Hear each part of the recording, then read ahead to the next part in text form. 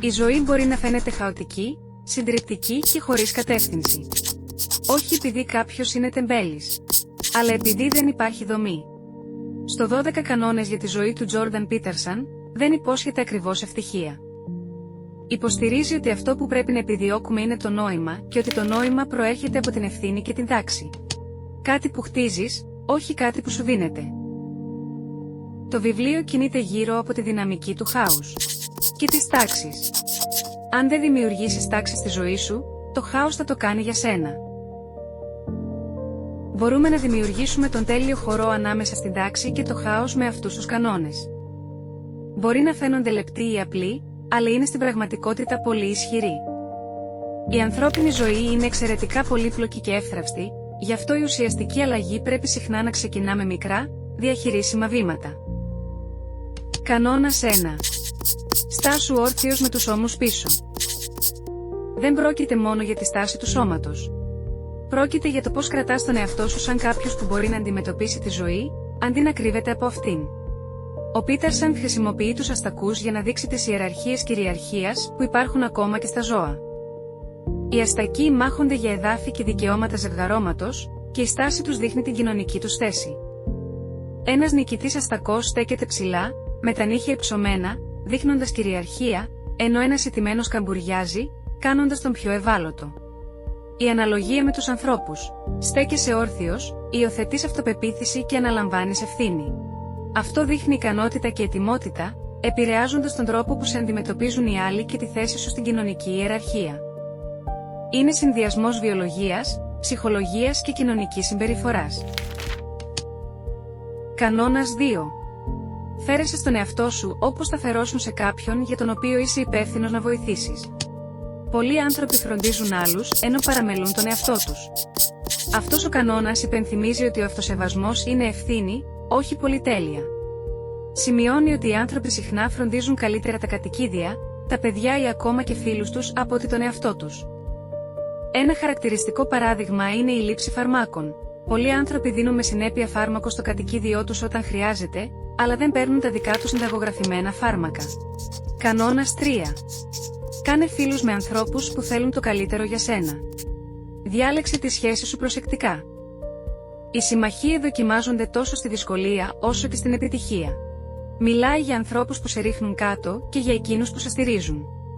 Δίνει το παράδειγμα φίλων που ενθαρρύνουν κακή συμπεριφορά, όπως υπερβολικό ποτό ή ανευθυνότητα. Αντί να επιλέγεις φίλους που υποστηρίζουν την ανάπτυξη, την ευθύνη και την ευημερία σου. Κανόνας 4. Σύγκρινε τον εαυτό σου με το χθες, όχι με κάποιον άλλον σήμερα. Η σύγκριση με τους άλλους οδηγεί σε φθόνο, ζήλια και αίσθημα αποτυχίας. Ένα παράδειγμα είναι ασθενείς που νιώθουν καταθλιπτικοί επειδή μετρούν την επιτυχία τους σε σχέση με φίλους ή κοινωνικά πρότυπα, αντί να παρατηρούν τη δική τους σταδιακή βελτίωση. Κανόνας 5. Μην αφήνεις τα παιδιά σου να κάνουν κάτι που σε κάνει να τα αντιπαθείς. Τα παιδιά δοκιμάζουν όρια και αν οι γονείς δεν επιβάλλουν όρια νωρίς, μπορεί να αναπτύξουν συνήθειες που τα κάνουν δύσκολα στη συνύπαρξη ή κοινωνικά ακατάλληλα. Παράδειγμα, ένα παιδί που κάνει θεατρικές αντιδράσεις σε δημόσιο χώρο χωρίς να υπάρχει παρέμβαση. Η πειθαρχία δεν είναι σκληρότητα, αλλά διδασκαλία κοινωνικών κανόνων και αυτοελέγχου. Κανόνας 6. Πριν κρίνεις τον κόσμο, τακτοποίησε το σπίτι σου. Προσωπική ευθύνη και αυτοπειθαρχία είναι προϋποθέσεις για ουσιαστική εμπλοκή με τον κόσμο. Καθαρίζοντας το δωμάτιο, οργανώνοντας το χώρο, τακτοποιώντας χρέη και σχέσεις, αντιμετωπίζοντας προσωπικές αδυναμίες, βάζεις τάξη στη ζωή σου πριν απαιτήσεις αλλαγή από την κοινωνία. Κανόνας 7. Ακολούθησε αυτό που έχει νόημα, όχι αυτό που είναι εύκολο. Το εύκολο τώρα συχνά δημιουργεί πόνο αργότερα. Παραδείγματα από κλινική πρακτική. Ασθενείς που αποφεύγουν ευθύνες ή αναζητούν άμεση ικανοποίηση. Για παράδειγμα, σε ανικανοποίητες δουλειές ή σχέσεις. Αντίθετα, όσοι αναλαμβάνουν ευθύνες και στοχεύουν σε ουσιαστικά επιτεύγματα, βιώνουν βαθύτερη ικανοποίηση. Χρησιμοποιεί επίσης ιστορικά και μυθολογικά παραδείγματα, όπως η ιστορία του Κεν και του Άβελ, για να δείξει ότι το εύκολο συχνά οδηγεί σε πόνο και ηθική αποτυχία. Κανόνας 8. Πες την αλήθεια. Ή Τουλάχιστον, μη λες ψέματα. Αυτοαπάτη και ψέματα οδηγούν σε προβλήματα, όπως κακές σχέσεις ή ανεπίλητες συγκρούσεις. Η ειλικρίνεια, ακόμα και σε δύσκολες καταστάσεις, επιτρέπει δράση και χτίσιμο εμπιστοσύνης. Κανόνας 9. Υπόθεση ότι ο συνομιλητής σου μπορεί να ξέρει κάτι που δεν ξέρεις. Η ενεργητική ακρόαση και η αποδοχή διαφορετικών απόψεων βοηθά στην αποφυγή παρεξηγήσεων και προάγει τη μάθηση. Κανόνας 10. Να είσαι ακριβής στο λόγο σου. Η ασαφής επικοινωνία δημιουργεί προβλήματα.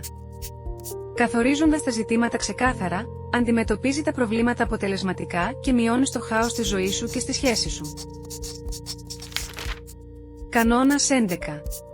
Μην ενοχλείς τα παιδιά όταν κάνουν skateboarding. Τα παιδιά χρειάζονται χώρο για ρίσκο και αποτυχία. Η ικανότητα αναπτύσσεται μέσα από την πρόκληση, όχι την υπερπροστασία. Κανόνας 12.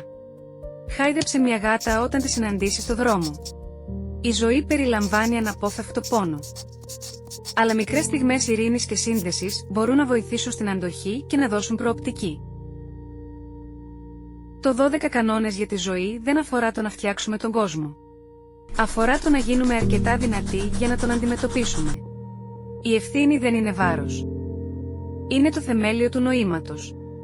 Αν σας άρεσε αυτή η περίληψη, πατήστε like, εγγραφείτε και συνεχίστε να χτίζετε τη γέφυρά σας προς καλύτερα βιβλία με το Book Bridge.